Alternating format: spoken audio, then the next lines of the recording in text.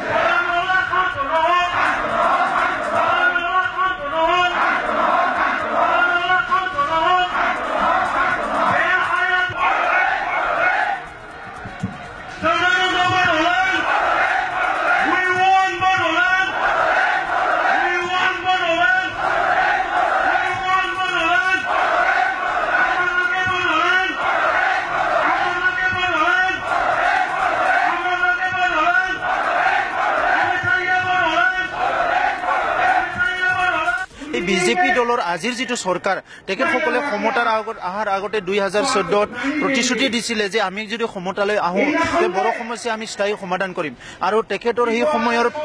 prime minister candidate আজিৰ prime minister Narendra Modi ডাঙৰীয়াই মংগলদৈত আৰু বঙাইগাঁৱত ইলেকশ্যন কেম্পিঙত আহোঁতে অপেনলি কৈছিলে পাব্লিকলি কৈছিলে যে আমি যদি ক্ষমতালৈ আহোঁ আমি বড়ো সমস্যা সমাধান কৰিম ৰাজনাথ সিং ডাঙৰীয়াই সেই সময়ত বিজেপিৰ প্ৰেচিডেণ্ট আছিলে আমি বাৰম্বাৰ লগ কৰিছিলোঁ কথা পাতিছিলোঁ সেই সময়ত ৰিটেন প্ৰতিশ্ৰুতি দিছিলে যে আমি যদি ক্ষমতালৈ আহোঁ বড়ো সমস্যা সমাধান কৰিম কমপ্লিটলি আজি প্ৰতিশ্ৰুতিটো তেখেতসকলে ইমপ্লিমেণ্ট কৰা নাই প্ৰতিশ্ৰুতিটো আজি ৰাখিবলৈ তেখেতসকলে বিচৰা নাই সেইকাৰণে আজি আমি জোৰদাৰৰ পৰা জোৰদাৰ আন্দোলন কৰিব লগা হৈছে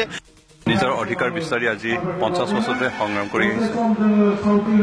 আৰু এই 50 বছৰৰ যিটো সংগ্ৰাম কৰিছে সেই সংগ্ৰামত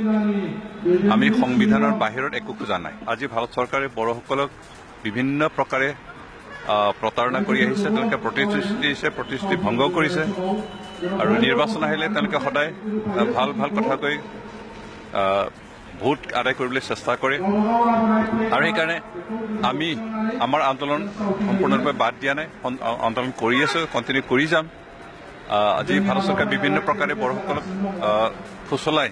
আন্দোলনৰ পৰা আঁতৰত ৰাখিবলৈ চেষ্টা কৰি থাকে কিন্তু আমি জানো যে আন্দোলনৰ বাহিৰে আমাৰ একো বিকল্প নাই সেইকাৰণে যেতিয়ালৈকে